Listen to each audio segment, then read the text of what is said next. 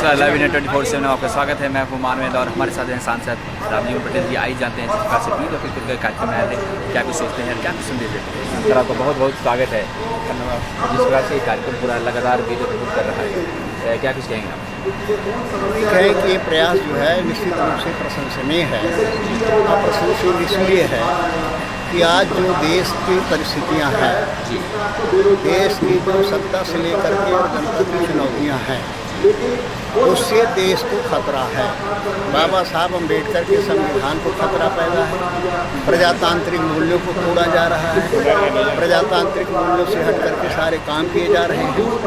जबकि आज़ादी के बाद हमारा जो संविधान बना, उसने माना था कि हमारे देश की सबसे बड़ी ताकत हमारे देश का गरीब है, मेहनत करने वाले लोग हैं। तो मेहनत करने वाले जो 90 हैं, उनका हक अधिकार सुरक्षित कैसे रहे, उनके स्वाभिमान और सम्मान की रक्षा कैसे हो। क्योंकि जब तक बहुसंख्यक का हक अधिकार नहीं मिलेगा, उसका स्वाभिमान सुरक्षित नहीं रहेगा, उसका विश्वास मजबूत नहीं होगा, तब तक कोई भी देश मजबूत नहीं हो सकता। ये परिकल्पना थे और उस परिकल्पना के खिलाफ आज पूंजीवाद हावी हो रहा है। 90% का सारा हक और अधिकार 10% लोगों में सिमटता जा रहा है। आज 90% के स्वाभिमान और सम्मान को 10% लोग अपने तरीके से चलाने का प्रयास कर रहे हैं।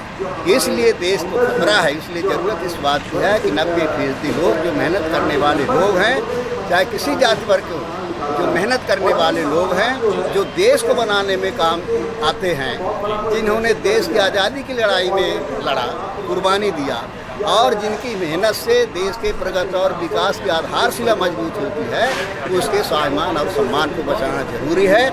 इसलिए 90% लोगों को जातिवाद के सारे बंधनों को तोड़ करके और एक नई पहचान बनाने की ज़रूरत है कि हम भारत के लोग, हम भारत के लिए काम करेंगे और हमारी ही ताकत भारत की ताकत है। लेकिन 70 साल हो गए, लेकिन एकजुटता नहीं होती और जब वोट की बारी आती है तो कह सकते हैं 2% वाले नहीं। इसकी वजह है कि सदियों से जो है, आज से नहीं बल्कि आज़ादी के पहले से भी जो है, माने इस ताकत को बड़े सुनियोजित तरीके से अपने स्वार्थ के लिए माने तोड़ा गया है, बांटा गया है।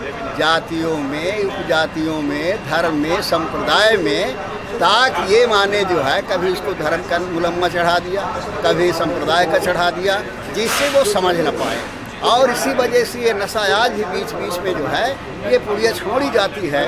हिंदू की बात है, बड़ी बात है। तो हिंदू में तो सब आ जाते हैं, अनुसूचित जात, जनजाति, पिछड़ा सब हिंदू। जब वोट की जरूरत होती तो हिंदू है। और फिर वो हिंदू कहाँ चला जाता है, जब माने गरीब के ऊपर चोट पड़ती है, दलित के ऊपर चोट पड़ती है, उस समय वो कहाँ जा रहा है? उस समय हिंदू नहीं हो जाता, उस समय वो मुसलमान हो जाएगा, उस समय हिंदू हो जाएगा। तो इस तरीके से बड़े सुनियोजित तरीके से हमारी सांस्कृतिक विरासत, हमारी विचारधारा की जो विरासत रही है, हमारी परंपराएं रही, हमारी भाषा रही है, हमारा धर्म मानने का तरीका रहा है, उन सब में पूरी तरह से बांटा गया है। तो उससे उभरने में समय लगेगा, लेकिन होगा। आज़ादी की लड़ाई भी जो है 100 साल चली।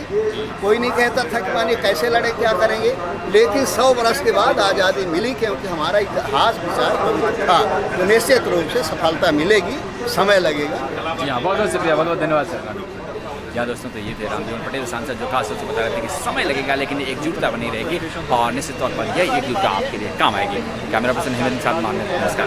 देश विदेश की ताज़ा तरीन खबरों से अपडेट रहने के लिए आप हमारे चैनल को ज़रूर सब्सक्राइब करें और साथ ही बेल आइकन को भी ज़रूर दबाएं, ताकि सभी खबरों से आप और आपके जानने वाले रह सके अपडेट। साथ ही हमारी वेबसाइट www.liveindianews24x7.com पर आप भी विजिट कर सकते हैं।